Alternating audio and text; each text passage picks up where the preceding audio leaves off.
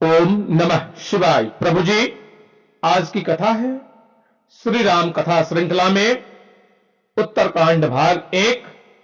अभी तक आपने सुना श्री रामचंद्र जी लंका विजय के पश्चात अयोध्या पहुंच रहे हैं।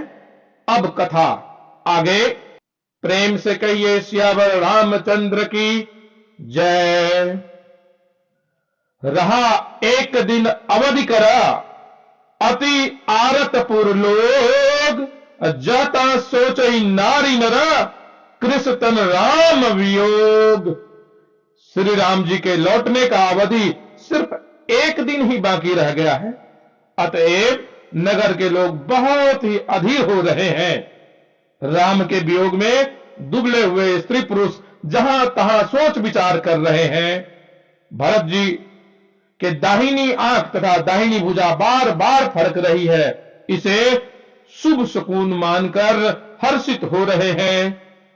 श्री राम जी के विरह में भरत जी का मन डूब रहा था कि उसी समय पवन पुत्र हनुमान जी ब्राह्मण का रूप धारण करके आ गए। हनुमान जी ने दुर्बल शरीर भरत जी को सिर पर जटाए बांधे राम राम जपते, आंख से आंसू बहाते हुए कुश के आसन पर बैठकर उन्हें राम राम जपते हुए देखा। यह देख हनुमान जी को अपार हर्ष हुआ। उन्होंने भरत जी से कहा, आप जिनके विरह में दिन रात घुल रहे हैं, वह देवताओं के रक्षक श्री राम जी सकुशल आ गए हैं। यह सुनते ही भरत जी सारे दुख दूर हो गए। राम प्राण प्रिय नाथ तुम्हारा सत्य वचन ममतात, पुनि पुनि मिलन बात सुनी, हरस न हृदय समात। हनुमान जी ने कहा, हे नाथ, आप श्री राम जी को प्राणों के समान प्रिय हैं। हे तात, मेरा वचन सत्य है। यह सुनकर भरत जी बार बार मिलते हैं। हृदय में हर समय नहीं समाता। हनुमान जी राम जी के पास लौट आते हैं। इधर भरत जी भी हर्षित होकर अयोध्यापुरी आए। गुरु जी को सब समाचार सुनाया। फिर राजमहल में यह खबर जनाई। खबर सुनते ही सब माताएं दौड़ पड़ी। नगरवासी हर्षित होकर दौड़ चले। गुरु वशिष्ठ, कुटुंबी, भाई, शत्रुघ्न तथा ब्राह्मणों के समूह के साथ हर्षित होकर भरत जी श्री राम जी के अगुवाई के लिए चले। प्रभु श्री राम जी सुग्रीव, अंगद एवं विभीषण से कहते हैं, देखो यह अयोध्यापुरी है। यह बहुत ही पवित्र व सुंदर देश है। आवत देखी लोग सभा, कृपा सिंधु भगवान, नगर निकट प्रभु पैरयो, उतरई भूमि विमान। कृपा सागर भगवान श्री राम जी ने सब लोगों को आते देखा तो प्रभु ने विमान को नगर के समीप उतारने की प्रेरणा की। पुष्पक विमान से उतरकर रघुनाथ जी ने पुष्पक विमान से कुबेर के पास जाने को कहते हैं। गुरु वशिष्ठ को देखते ही राम व लक्ष्मण जी चरणों में प्रणाम करते हैं। भरत जी श्री रामचंद्र जी के चरण पकड़ लेते हैं। प्रभु उन्हें उठाकर हृदय से लगाते हैं।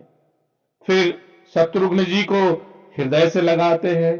तब लक्ष्मण जी और भरत जी दोनों भाई अति प्रेम से मिलते हैं। लक्ष्मण जी शत्रुघ्न जी से गले मिलते हैं। भरत जी शत्रुघ्न जी के साथ सीता जी के चरणों को छूकर परम सुख प्राप्त करते हैं। अमित रूप प्रगटत ही काला, जथा जोग मिले सब ही कृपाला। उसी समय कृपालु श्री राम जी असंख्य रूपों में प्रकट होकर सबसे यथा योग्य मिलते हैं। फिर श्री राम जी सभी माता से मिलते हैं। लक्ष्मण जी सभी माता से आशीर्वाद प्राप्त करते हैं। सीता जी भी सभी सासुओं से आशीष प्राप्त करती हैं। विभीषण, सुग्रीव, नल, नील, जाम्बन, अंगद तथा हनुमान जी सभी ने मनुष्य रूप धारण कर लिया। श्री राम जी सभी को गुरु वशिष्ठ के चरण कमल का आशीर्वाद लेने को कहते हैं तथा कहते हैं, इन सभी ने प्राणों की परवाह ना करते हुए मेरी बहुत सेवा की है। अतः यह सब मेरे भरत से भी अधिक प्रिय हैं। सभी ने माता कौशल्या से भी आशीष प्राप्त किया। माता कौशल्या ने भी सभी को यह कहा कि तुम सब मेरे रघुनाथ के समान ही प्यारे हो। तब आनंद कंद भगवान श्री रामचंद्र जी ने अपने महल की ओर चलते हैं। शिव जी कहते हैं, हे भवानी, प्रभु ने जान लिया कि माता कैकेयी लज्जित हो गई है, अतः पहले उन्हीं के महल में गए, उन्हें समझा बुझाकर अति हर्षित कर फिर अपने महल को जाते हैं।